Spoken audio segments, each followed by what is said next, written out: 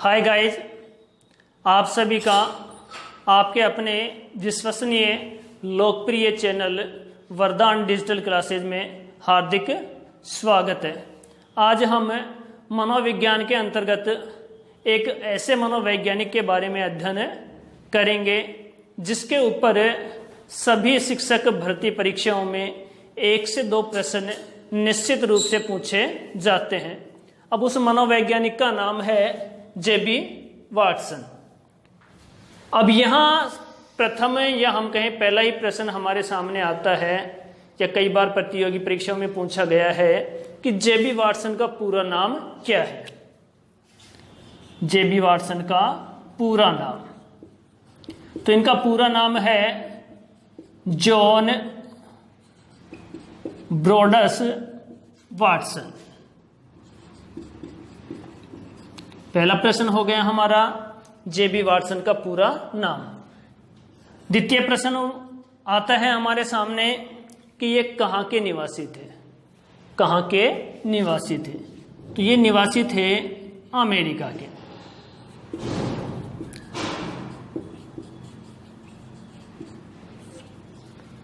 ठीक। तीसरा प्रश्न हमारे सामने इनसे संबंधित आता है कि इनकी प्रसिद्धि का कारण क्या था या इनका मनोविज्ञान में क्या योगदान है। तो योगदान या प्रसिद्धि, तो इनकी प्रसिद्धि का कारण था व्यवहारवाद की स्थापना।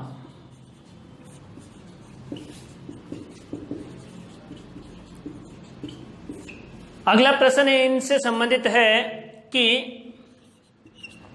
इन्होंने अपने शोध कार्य किसके ऊपर किए। तो इन्होंने अपने शोध कार्य किए पशुओं और मनुष्यों पर।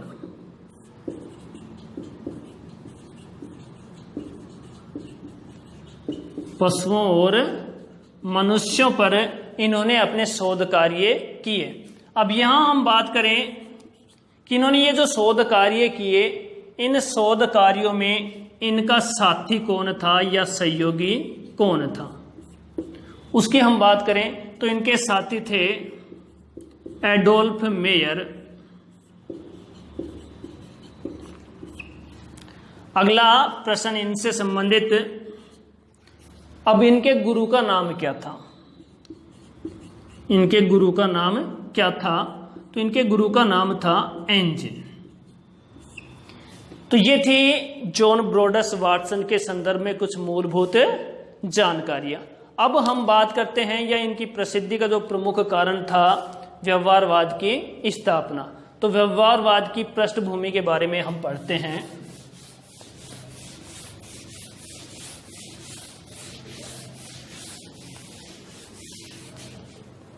व्यवहारवाद की पृष्ठभूमि।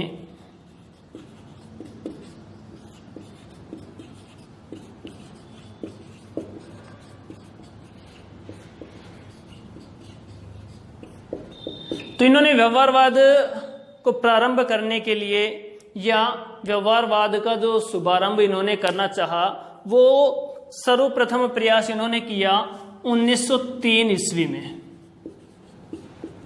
1903 ईस्वी में अमेरिका का प्रसिद्ध विश्वविद्यालय है शिकागो विश्वविद्यालय।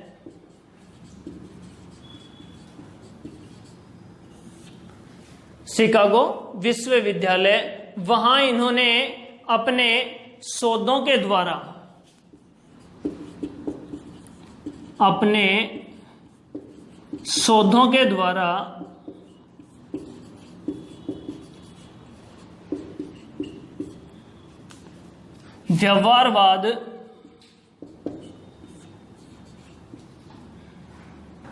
व्यवहारवाद की व्याख्या करनी चाहिए।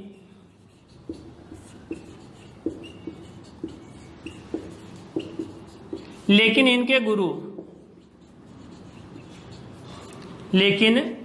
गुरु जिनका नाम क्या था? एंजिल। लेकिन एंजिल ने यह कहकर मना कर दिया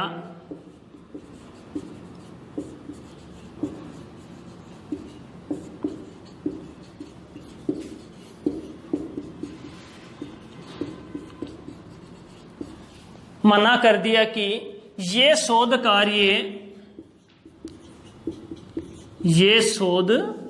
कार्य पशुओं के लिए तो ठीक हैं, पशुओं के लिए तो ठीक हैं, किंतु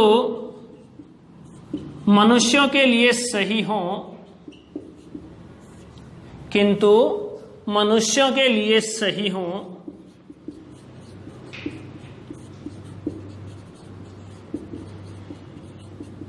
ऐसा जरूरी नहीं है।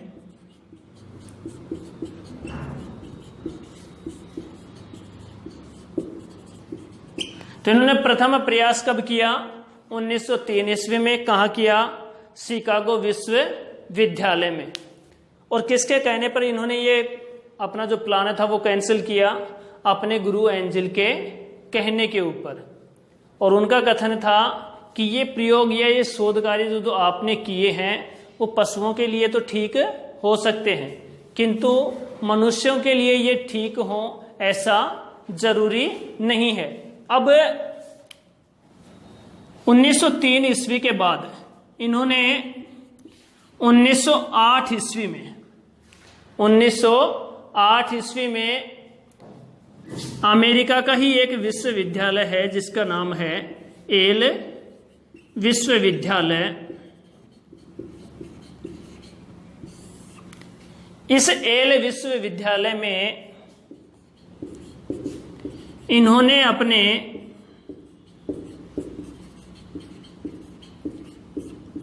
व्यवहारवाद संबंधी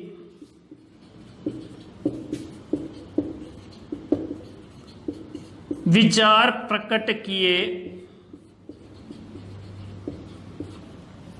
किंतु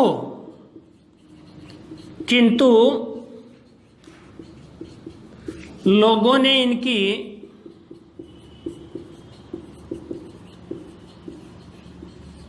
यह कहकर आलोचना की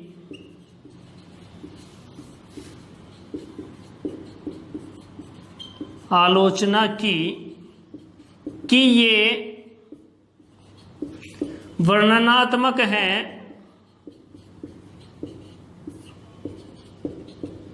व्याख्यात्मक नहीं।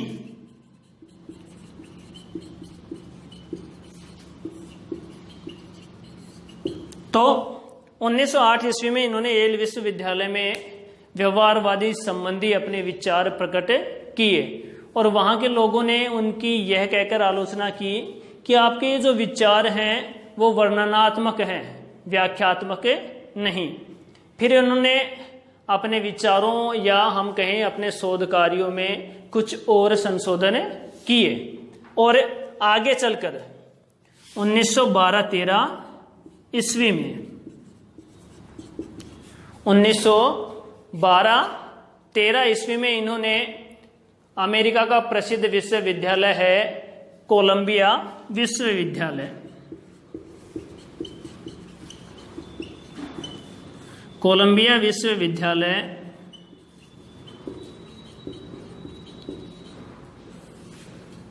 में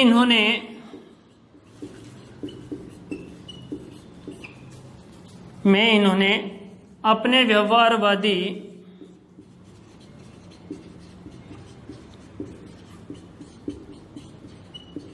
विचारों की पुनः व्याख्या की,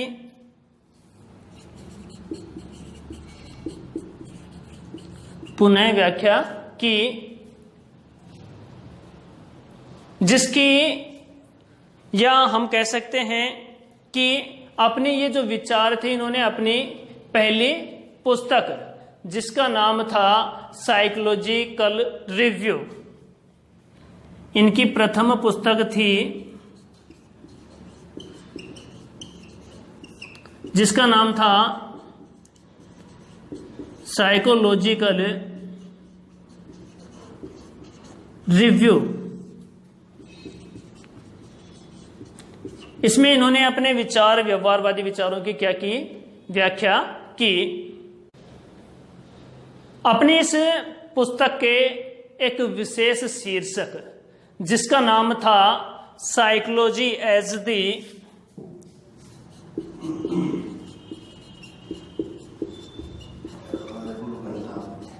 psychology as the behaviourist views it behaviourist views it. इस शीर्षक के अंतर्गत इन्होंने अपने व्यवहारवादी विचारों को क्या किया, प्रकट किया। अब इस कारण इस शीर्षक विशेष को psychology as the behaviourist views it, इसको कहा जाता है मनोविज्ञान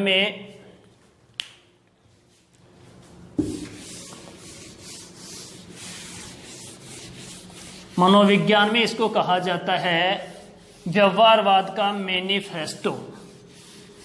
क्या कहा जाता है?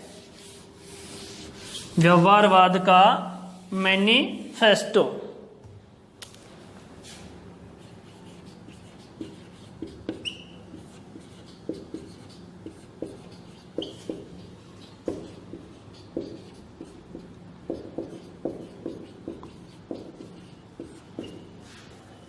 तो व्यवहारवाद का मैनिफेस्टो किसे कहा जाता है?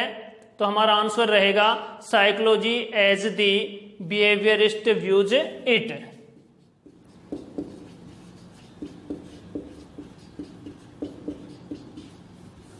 ठीक है, आगे हम बात करें तो यहीं से इस शीर्षक विशेष से ही हम बात करें तो यहीं से मानी जाती है व्यवहारवाद की या व्यवहारवाद का शुभारंभ।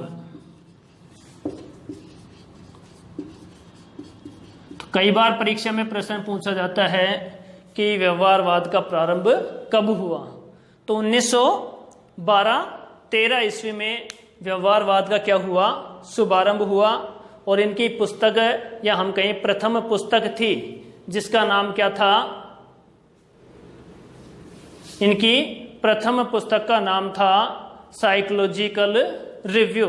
और उस साइकोलॉजिकल रिव्यू का भी एक विशेष शीर्षक था जिसका नाम था psychology as the behaviourist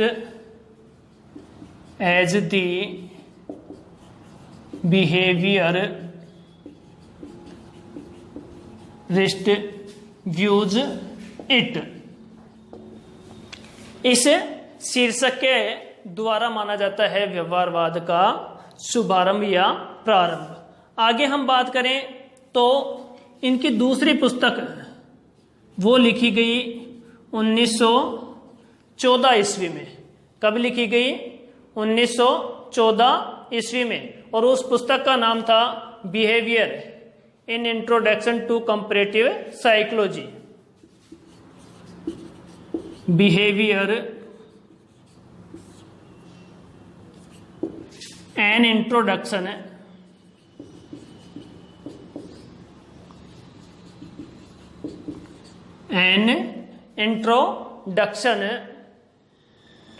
to comparative psychology.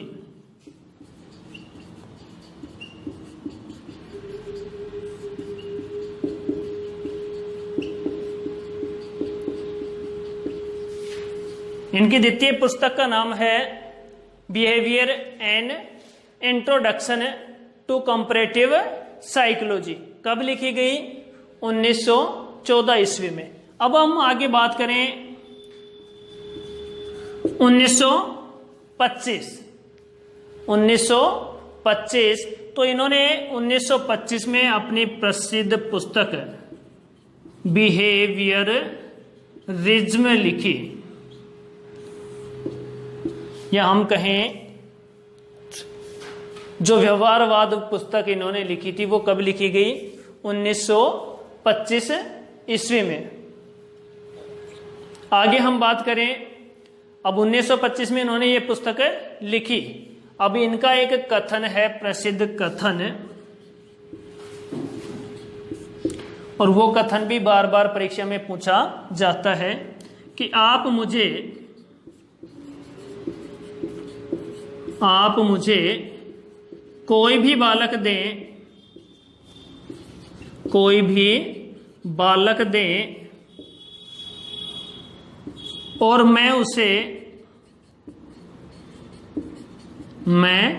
उसे कुछ भी बना सकता हूं।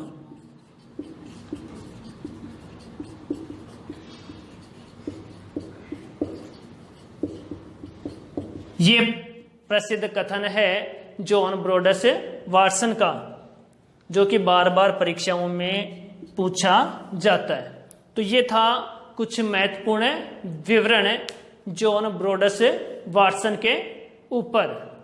हमने चर्चा की इनका पूरा नाम, कहाँ के रहने वाले थे, कौन कौन सी इन्होंने किताबें लिखी, इनके गुरु का नाम क्या था, इनके साथी का नाम क्या था और क्या रही व्यवहारवाद की पृष्ठभूमि।